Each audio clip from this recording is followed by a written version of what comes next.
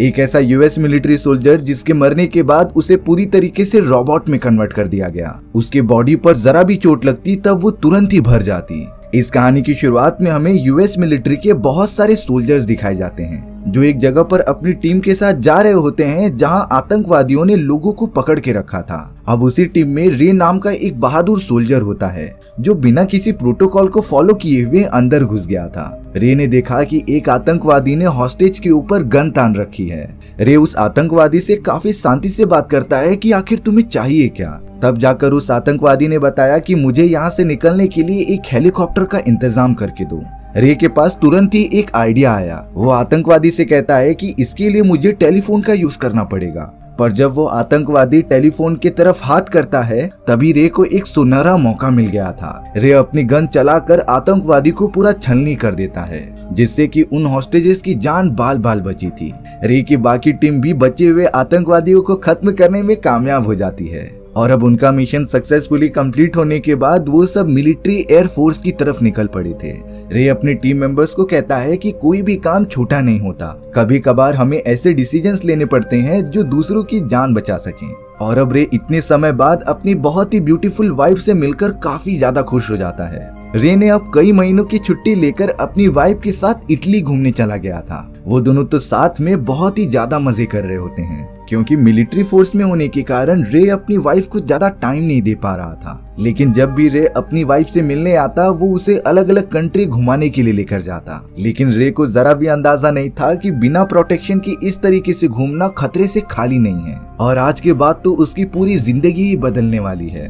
अब अचानक रे और उसकी वाइफ को कुछ आतंकवादियों ने किडनैप कर लिया होता है जो शायद उसी टेररिस्ट ग्रुप का हिस्सा थे जिसे कि रे ने खत्म किया था। उन आतंकवादियों के लीडर का नाम मार्टिन एक्स होता है जो अब लगातार रे से कुछ इन्फॉर्मेशन निकलवाने की कोशिश कर रहा था। रे तो साफ साफ कहता है कि भले ही तुम मुझे मार दो लेकिन मैं वो इन्फॉर्मेशन बताने नहीं वाला। लेकिन यहाँ मार्टिन के पास एक दूसरा रास्ता था। उसने रे को मारने से पहले उसकी वाइफ को ही जान से मार दिया। रे बहुत ही ज्यादा दुखी होकर चिल्लाने लगता है क्योंकि उसके लाइफ में सिर्फ उसकी एक वाइफ ही बची थी जो उसका सहारा बनती थी और अब सर में गोली लगने के कारण उसकी वाइफ मर चुकी है। रे तो बहुत ही ज्यादा गुस्से में आकर मार्टिन और उसके लोगों से कहता है कि अगर मैं छूट गया तो अब तुम सभी को मरने से कोई भी नहीं रोक सकता। लेकिन अब तो मार्टिन के लोगों ने गन की मदद से रे को भी गोली मार दी थी। सब कुछ एकदम से खत्म होने जैसा लग रहा था लेकिन ये तो एक नए फ्यूचर की शुरुआत थी। अब यहाँ पर रे कई दिनों बाद अपनी आंखें खोलता है जो नोटिस कर रहा था कि वो एक लेबोरेटरी में है और उसके बॉडी पर बहुत सारे वायर्स लगे हुए हैं।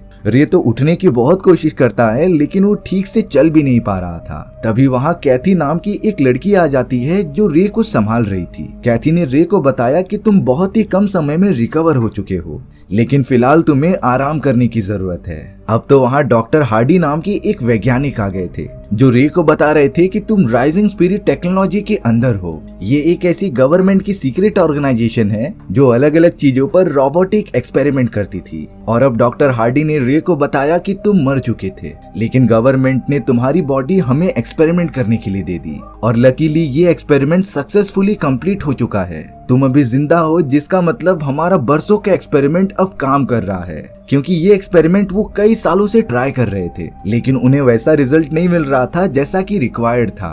पर अब रे को पूरी तरीके से ठीक देखकर सभी वैज्ञानिक चौंक गए थे यानी कि अब रे अंदर से पूरी तरीके से रोबोट बन चुका है। डॉक्टर हार्डी रे को अपने लेबोरेटरी में लेके जाकर सारी बातें समझाते रहते हैं। सबसे पहले डॉक्टर हार्डी ने रे के हाथ में छोटा सा कट लगा दिया था। रे को तो शुरुआत में थोड़ा सा दर्द होता है लेकिन फिर उसने देखा कि उसके हाथ पर लगा हुआ कट अपने आप ही भरने लगा है। ये तो देखने में किसी जादू जैसा लग रहा था। तब जाकर डॉक्टर हार्डी ने बताया कि रे के बॉडी के अंदर छोटे छोटे नैनो पार्टिकल्स मौजूद हैं और ये नैनो पार्टिकल्स रे को अंदर से इतनी ज्यादा मजबूत बनाते थे जिससे कि रे के बॉडी पर लगे हुए सारे जख्म 1 सेकंड में ठीक हो जाएंगे और तो और उसके अंदर जो शक्तियां और स्टेमिना थे वो 100% बढ़ जाएंगी। लेकिन इन सारी चीजों में सिर्फ एक गड़बड़ी थी। रे अपनी पुरानी लाइफ की सारी यादें भूल चुका था। रे को तो ये भी नहीं पता होता कि उसकी एक वाइफ भी थी और वो सोल्जर का काम किया करता था। लेकिन डॉक्टर हार्डी ने समझाया कि पास्ट को भूल जाओ, जो तुम्हारा भविष्य है उसे एक्सेप्ट करके आगे बढ़ना सीख लो। अब यहाँ डॉक्टर हार्डी अपना एग्जाम्पल देते हैं। डॉक्टर हार्डी बचपन में एक बहुत ही अच्छे टेनिस प्लेयर हुआ करते थे, लेकिन उन्हें कैंसर होने के कारण उनका एक हाथ काटना पड़ा और तब से ही उनका बैडमिंटन प्लेयर बनने का सपना टूट गया। लेकिन उन्होंने इस तरीके से हार नहीं मानी। जब उन्होंने ये सीक्रेट ऑर्गेनाइजेशन चालू किया तब डॉक्टर हार्डी ने अपने लिए एक रोबोटिक हाथ बना दिया था जो नॉर्मल हाथ से काफी पावरफुल होता है, और ये रोबोटिक हाथ वो सारी चीजें कर सकता था जो नॉर्मल हाथ नहीं कर सकते। यानी कि अब डॉक्टर हार्डी के पास एक नया भविष्य है। वो तो गवर्नमेंट के सोल्जर्स के लिए एक ऐसी टेक्नोलॉजी बिल्ड करना चाहते थे जिससे कि कोई भी ना मरे, और जो भी सोल्जर्स घायल हुए हैं उनकी मरम्मत रोबोटिक टेक्नोलॉजी ही करे, जिससे कि उन सोल्जर्स की एफिशिएंसी और पावर 100 गुना बढ़ जाएगी। अब डॉक्टर हार्डी रे को लेकर अपने उन सोल्जर्स के पास आ जाते हैं जो जंग के दौरान बहुत ही ज्यादा घायल हो चुके थे, लेकिन ये एडवांस रोबोटिक टेक्नोलॉजी उनके बॉडी पर अप्लाई करने के बाद वो पूरी तरीके से ठीक हो गए। जैसे कि जिमी नाम के एक सोल्जर के दोनों पैर कट चुके थे, लेकिन अब रोबोटिक पैर लगाने पर वो पूरी तरीके से चल सकता है। वहीं बेन नाम के एक सोल्जर की जंग में आंखें चली गई थी, पर अब रोबोटिक कैमरा उसकी आंखों पर लगाने से बेन ना ही सिर्फ देख सकता है बल्कि सारी चीजें रिकॉर्ड भी कर सकता है। यानी कि रोबोटिक टेक्नोलॉजी यूज करने से उन सभी की जरूरतें तो पूरी हुई हैं, पर साथ ही साथ उनके काम करने की एबिलिटी भी काफी ज्यादा बढ़ चुकी है। अब यहाँ एक रात सोने के बाद री के अंदर की एबिलिटीज और पावर्स काफी ज्यादा बढ़ चुकी थी। वो तो उन्हें अच्छे से कंट्रोल भी नहीं कर पा रहा था। तब जाकर रे सीमेंट से बने हुए एक लंबे पिलर पर पंच मारने लग जाता है। रे को अपनी हाथ पर जरा भी दर्द नहीं हो रहा था, लेकिन अब इतनी तेजी से पंच मारने के कारण वो पिलर पूरी की पूरी टूटने लग जाती है। रे के हाथ पर जो भी निशान बने हुए थे उसे नैनो पार्टिकल्स वापस से ठीक कर दे रहे होते हैं। यानी कि अब रे को उसके सारे सुपर ह्यूमन पावर्स मिल चुके हैं। अब रे यहाँ पर कैथी से मिलता है जो कह रहा था कि मुझ में जरा भी यादें मौजूद नहीं हैं, तो फिर ये जिंदगी जीकर फायदा क्या, क्योंकि वो तो यादें ही हैं जो हमें इंसान बनाती हैं। अब कैथी यहाँ रे के साथ एक छोटी ड्रिंक पी रही थी। वो ड्रिंक पीते ही रे के मन में अजीब तरीके के ख्याल आने लग जाते हैं, और अब लिटरली इन ख्यालों में रे अपनी वाइफ का मर्डर होता हुआ देख पा रहा था, जिससे कि कुछ आतंकवादियों ने बड़ी बेरहमी तरीके से मार दिया होता है। रे को उन विजन्स में पता चल चुका था कि मार्टिन एक्स के ग्रुप के लोगों ने ही उसे और उसकी वाइफ को जान से मारा है। यहाँ रे बहुत ही ज्यादा गुस्सा होकर टेबल पर हाथ पटकने लग जाता है। कैथी तो रे का ये रूप देखकर बहुत ही ज्यादा डर चुकी थी। यानी रे की सारी पुरानी यादें वापस आ चुकी हैं। रे तो अपना सारा सामान पैक कर लेता है और वहाँ से एक कार की मदद से बाहर निकलने लग जाता है। डॉक्टर हार्डी कैमरा की मदद से रे को देख रही थी, पर उन्हें पता नहीं कि वो कहाँ जा रहा है। रे तो लगातार कार की मदद से लेबोरेटरी से बाहर निकल जाता है, पर तभी अचानक रे को डॉक्टर हार्डी की आवाज सुनाई देने लग जाती है, जो कह रहे थे कि आखिर तुम कहाँ जा रहे हो। रे को नहीं समझ में आता कि आखिर डॉक्टर हार्डी की आवाज आ कहाँ से रही है। तब डॉक्टर हार्डी ने बताया कि तुम्हारे अंदर जो भी नैनो पार्टिकल्स मौजूद हैं, उनके अंदर वायरलेस कनेक्टिविटी के फीचर्स भी प्रोवाइड किए गए हैं, जिससे तुम कहीं भी चले जाओ मैं तुम्हारी लोकेशन का पता लगा ही लूंगा। रे ने डॉक्टर हार्डी को बताया कि मेरी वाइफ का किसी ने कत्ल कर दिया है और इसीलिए मुझे इन सारी चीजों का बदला लेने जाना है। रे को पता था कि मार्टिन एक्स और उसके सभी आतंकवादी लोगों ने ही उसकी वाइफ का कत्ल किया है, इसीलिए अब रे लगातार बिना किसी देरी की उनकी लोकेशन पर जाने लगता है। यहाँ शहर के बीचों बीच मार्टिन एक्स अपने आदमियों के साथ छुपते छुपाते हुए कहीं जा रहा था। मार्टिन एक्स ने तो अपनी प्रोटेक्शन के लिए बहुत सारे सोल्जर्स कार के अंदर बिठा कर रखे थे, लेकिन जैसे ही उन सभी की कार एक टनल में जाती है तब वहाँ के लाइट्स अचानक बंद होने लगे थे और अब एक बहुत ही बड़ी ट्रक उनके कार से आकर डायरेक्टली टकरा जाती है। इस दुर्घटना में तो मार्टिन एक्स के कई सारे आदमी मारे गए थे और अब उनके सामने और कोई नहीं बल्कि रे आ जाता है, जिसने कि लगातार मार्टिन एक्स के लोगों को मारना स्टार्ट कर दिया था। हालांकि वो सोल्जर्स गन की मदद से रे पर हमला कर रहे थे, लेकिन रे के बॉडी पर लगा हुआ घाव नैनो पार्टिकल्स की वजह से तुरंत ही भर जाता है और अब तो रे अपनी पूरी ताकत लगाकर सारे सोल्जर्स को एक ही बार में मारकर खत्म करने लगा था। मार्टिन एक्स तो अभी भी प्रोटेक्शन के साथ गाड़ी में मौजूद होता है, इसीलिए रे ने गन की मदद से उसकी बुलेट प्रूफ कार पर फायर करने लगा। सोल्जर्स तो रे के ऊपर बहुत ही भारी भरकम बॉम्ब भी गिरा रहे थे, लेकिन कुछ ही सेकंड्स में रे एकदम से नॉर्मल हो जा रहा था और अब रे ने तो अपने हाथ में गन लेकर सारे सोल्जर्स के साथ साथ मार्टिन एक्स को भी जान से मार दिया होता है। अपना बदला लेने के बाद रे कैथी के पास चला गया था, जो उसे सिग्नल देकर एक जगह पर बुला रही थी। वहाँ पर जिमी भी मौजूद होता है, जो रे को अपने साथ लेबोरेटरी में लेकर जाने आए थे। अब राइजिंग स्पिरिट टेक्नोलॉजी में पहुंचने के बाद रे के ऊपर अलग अलग टाइप के प्रोग्राम्स किए जा रहे थे।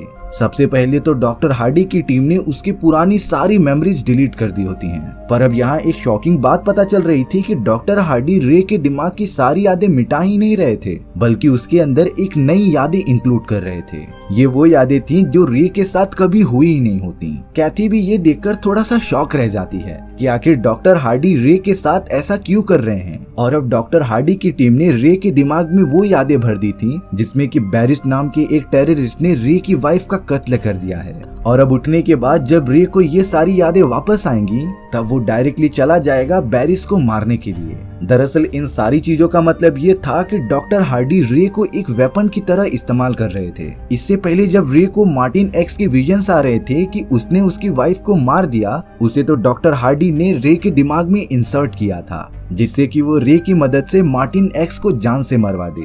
और अब बारी थी बैरिस की। डॉक्टर हार्डी की टीम सेम टू सेम वही सारे प्रोसेस वापस से करने लग जाते हैं। रे को उठाने के बाद उसके दिमाग में वो विजन्स मौजूद थे कि बैरिस ने उसकी वाइफ को मर्डर किया है, इसीलिए अब वो निकल पड़ा था बैरिस को खत्म करने के लिए।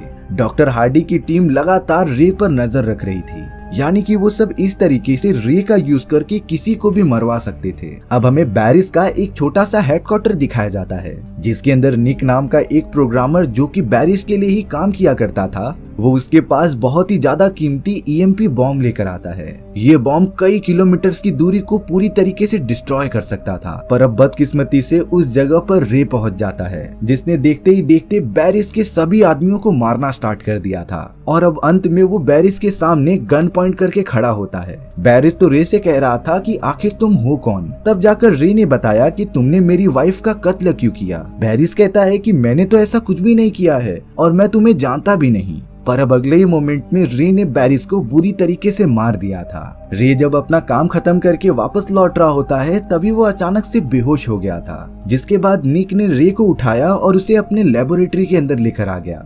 EMP बॉम्ब के रेडिएशन की वजह से वहाँ डॉक्टर हार्डी की पूरी टीम रे को डिटेक्ट कर ही नहीं पा रही थी। थोड़ी देर उठने के बाद रे निक पर हमला करने चला जाता है, लेकिन निक ने बताया कि मैं तुम्हारा दुश्मन नहीं हूँ, बल्कि मुझे तो तुम्हें एक बहुत ही ज्यादा सीक्रेट बात बतानी है। निक ने तो रे की पूरी बॉडी का स्कैन कर लिया होता है, जिससे निक को पता चला कि रे के दिमाग में जो भी यादें भरी गई हैं, वो पूरी तरीके से आर्टिफिशियल हैं, यानी कि वो सारी यादें रे के साथ कभी हुई ही नहीं थी। रे को भी ये बात कंफ्यूजिंग लगती है कि हर बार जब वो सोकर उठता था तब उसकी वाइफ का कत्ल किसी और ही आदमी ने किया होता है। यहाँ निक ने रे के ब्लड में थोड़ा सा एक्सपेरिमेंट करने के लिए उसका थोड़ा सा खून ले लिया था, जिसके अंदर बहुत सारे नैनो पार्टिकल्स मौजूद होते हैं। निक भी इतनी एडवांस टेक्नोलॉजी को देखकर काफी ज्यादा दंग रह गया था। पर अब इन सारी चीजों की वजह से रे का सारा शक डॉक्टर हार्डी पर चला जाता है, क्योंकि शुरुआत से ही वही रे के ऊपर अपनी लेबोरेटरी में एक्सपेरिमेंट कर रहे हैं। इसीलिए अब रे एक बार ट्राई करने के लिए उसी जगह पर चला जाता है जहाँ पर वो और उसकी वाइफ पहले रहा करते थे। और अब तो लकीली रे को उसकी वाइफ जिंदा मिल चुकी होती है,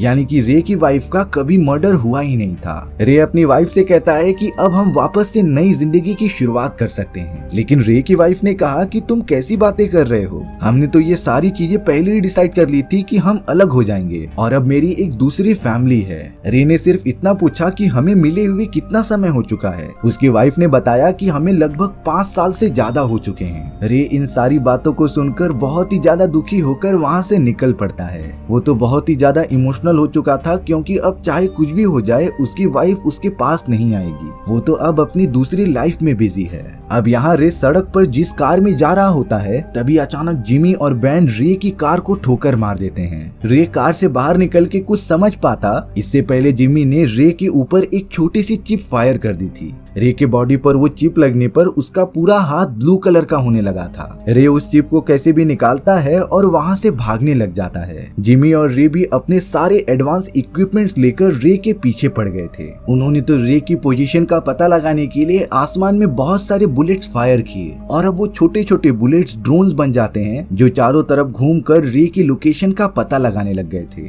अब यहाँ रे को पता चल चुका था कि वो चारों तरफ से घिर चुका है, इसीलिए वो पुलिस वालों की गन लेकर लगातार बैन और जिमी पर हमला करने लग गया था। वो दोनों भी रे पर पलटवार करते हैं, पर अब इतनी ज्यादा हाथापाई होने के कारण वो सब हाईवे पर आ गए थे, जिससे कि अब एक बहुत ही बड़ी ट्रक उनके ऊपर चढ़ चुकी थी। जिमी का वो बनाया गया आर्टिफिशियल पैर पूरा का पूरा टूट जाता है, पर रे के बॉडी पर जो भी चोट लगी थी वो तो कुछ ही मिनटों के अंदर पूरा रिकवर हो जाती है। अब यहाँ रे जैसे ही सभी को मारने जाता, बेन पीछे से आकर उसके बॉडी पर छोटा सा चाकू मार देता है, जिससे कि अब रे तुरंत ही बेहोश हो गया था। डॉक्टर हार्डी ने रे को तुरंत ही लेबोरेटरी में लाने का आदेश दे दिया होता है, पर अब डॉक्टर हार्डी को यहाँ पता था कि प्रोग्रामर जिसका नाम निक है उसके पास रे के नैनो पार्टिकल्स की थोड़े से सैंपल्स मौजूद हैं और वो चाहे तो उतनी नैनो पार्टिकल्स की मदद से रे की प्रोग्रामिंग चेंज कर सकता है। इसीलिए अब डॉक्टर हार्डी ने कैथी को ये आदेश दे दिया था कि वो निक को जाकर खत्म कर दे। हालांकि शुरुआत में कैथी इस बात के लिए मना कर रही होती है, पर तभी डॉक्टर हार्डी ने अपने हाथ पर लगे हुए वायरलेस कंट्रोल की मदद से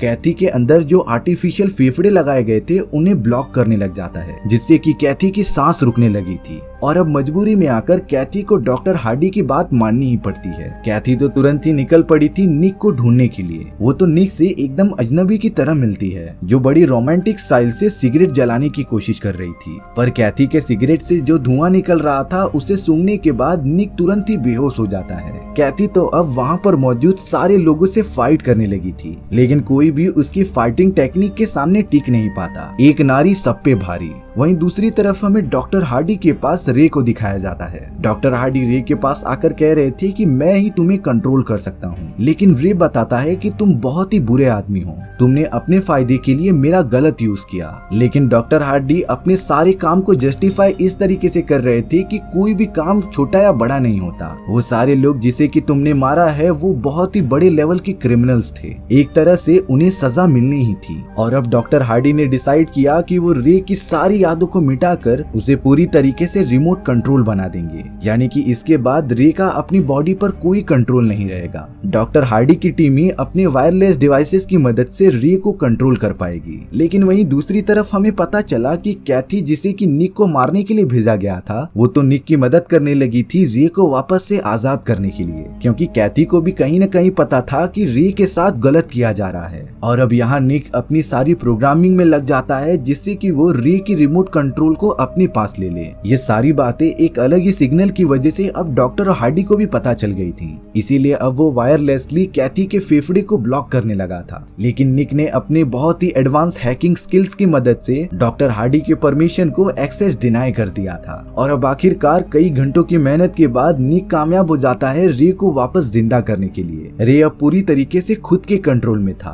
पर अब बुरी खबर ये थी कि जिमी जिसके आर्टिफिशियल पैर टूट चुके थे, उसने तो डॉक्टर हार्डी द्वारा बनाए गए बहुत ही एडवांस वेपन्स पहन लिए होते हैं, जिससे कि जिमी की पावर्स काफी ज्यादा बढ़ गई थी। और अब जिमी निकल पड़ता है रे से उसका बदला लेने के लिए। रे और जिमी एकदम से आमने सामने थे और अब देखते ही देखते उन दोनों के बीच एक घमासान फाइट चालू हो जाती है। जिमी तो अपने बड़े बड़े आर्टिफिशियल हैंड की मदद से रे पर हमला कर रहा था और अब जिमी का साथ देने के लिए वहाँ बेन भी पहुंच जाता है, जो दोनों मिलकर रे को लगातार चोट पहुंचाने की कोशिश कर रहे थे। लेकिन अब तो रे बहुत ही ज्यादा गुस्सा हो चुका था, मानो उसके अंदर के नैनो टेक्नोलॉजी की पावर्स और भी ज्यादा बढ़ती जा रही होती हैं। रे ने सबसे पहले बेन को बहुत ही ज्यादा मारा और उसे नीचे फेंक दिया और अब अंत में रे ने जिमी के दोनों आर्टिफिशियल हैंड को तोड़ दिया होता है, जिससे कि जिमी की पूरी बॉडी ही डिस्ट्रॉय हो चुकी थी। यहाँ डॉक्टर हार्डी एक कार में बैठकर वहाँ से भागने की कोशिश कर रहे होते हैं। तभी पीछे से जिमी का वही टूटा हुआ आर्टिफिशियल हैंड आकर कार के अंदर लग जाता है, जिससे कार खराब होने के कारण चल नहीं सकती थी।